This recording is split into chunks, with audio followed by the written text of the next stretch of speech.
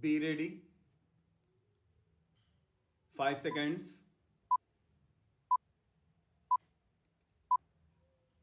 Start. Tomorrow we will celebrate the Republic Day. On this auspicious occasion, I am happy to greet you all, my fellow citizens at home and abroad, and convey to you my good wishes. This is no doubt a joyous occasion, and we celebrate it with all enthusiasm. But this is also an occasion for calm introspection about where we stand and in what direction we are going. A few years back, our country was suffering from a deficit in food grains, and some people abroad had written us off as a country which could not be saved. In their view, our agriculture had no future and we would be exposed to recurring famines. These prophets of gloom had reckoned without our untiring Kisan, and they have been proved false. This country, which was producing 5 crore tons of food grains in 1950, has now reached a level of over 20 crore tons, despite of floods and other natural calamities in several parts of the country. The credit for this goes to the Kisans, the vast majority of whom are small and marginal farmers. The developmental efforts over the last 30 years, which have been channelized by successive 5-year plans, have resulted in the execution of many major, medium, and minor irrigation projects all over the country. The assured water supply from these projects, as well as production of fertilizers, pesticides, and high yielding strains, have all aided the Kisan in ushering in an era of plenty. Because of the record output of food grains and industrial raw materials, we have been able to achieve a measure of price stability and contain inflation.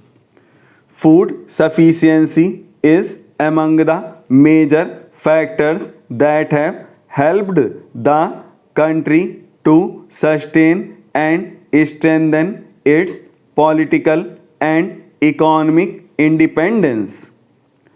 We cannot, however, afford to be complacent. In the coming years, we will have to place agriculture on a sounder and more viable base. We will have to assure fair prices for the farmers' produce and reduce the cost of inputs that will encourage the Kisan to work harder and show better results. There has to be an intensive study of the agroecology of every era, and we must build up self-reliance of each area in order to ensure the full development of its potential.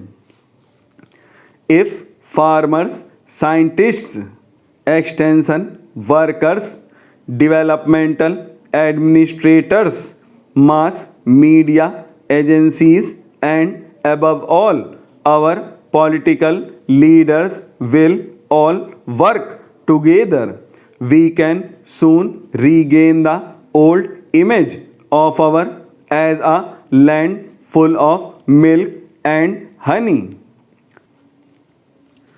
While this achievement is certainly within our reach, a radical change in the entire value system of our urban societies is essential for attaining this goal.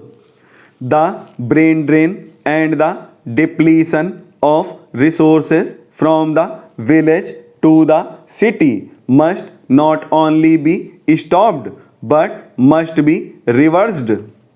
The imperative need is for a happy combination of brain and brawn for achieving the rural prosperity. Those living in villages and our scientists and technologists who choose to work in villages must be provided with adequate facilities. The basic minimum needs of the rural people must be fulfilled without further delay. In the welter of demands and agitations by the urban pressure groups for an ever increasing share in the national cake, the needs of the poor farmer, the real producer of wealth in our country, are apt to be overlooked. Let us not forget that India will prosper only if the tiller of the soil lives and prospers. Our hard-working peasantry have proved time and again that they are ready to adopt new technology provided they are helped to do so. It is now the responsibility of every citizen in this country to ensure that our farmers are able to produce more food from less land. This presupposes considerable attention in safeguarding our basic agricultural assets like soil, water, flora and fauna so that productivity can be improved without harming the long-term production potential of soil and water. I have had occasion to fly over the Himalayas in recent months and I was shocked to see the extent of deforestation that has taken place.